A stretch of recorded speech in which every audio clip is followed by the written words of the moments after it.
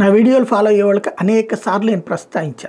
ప్రపంచంలో తీవ్రవాదాన్ని, Islamic terrorism అనేదాన్ని పుట్టించింది, పెంచింది, ప్రోత్సహించింది అమెరికా. పుట్టడానికి కారణమైంది అమెరికా, పుట్టించింది పాకిస్తాను, ఆఫ్ఘనిస్తాన్, బంగ్లాదేశ్లో ఉన్నటువంటి ముస్లిం యువతని దారి మళ్లించి తీవ్రవాదం వైపుకి, మతపరమైనటువంటి వైపుకి మళ్లించింది. దానికి అవసరమైన ఆర్థిక సహాయం చేసింది అమెరికా. ఎందుకంటే రష్యాని దెబ్బకొట్టడానికి, చైనాని దెబ్బకొట్టడానికి ఇట్లాంటి దాన్ని వాడారు అన్నట్టు. ఇప్పుడు అమెరికా ఇదే విషయాన్ని అంగీకరిస్తోంది.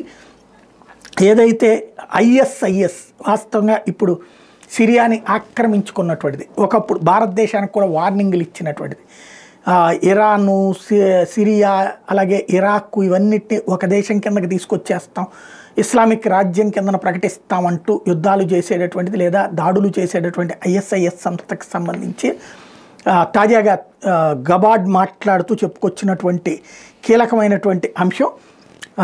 అసలు గతంలో ఉన్నటువంటి ప్రభుత్వాలు సృష్టించిన అమెరికా ఇరాక్లో అడుగు పెట్టడం కోసం ఐఎస్ఐఎస్ అనే దాన్ని సృష్టించింది ఆనాటి ప్రభుత్వం అన్నటువంటి నిజాన్ని బయటపెట్టింది.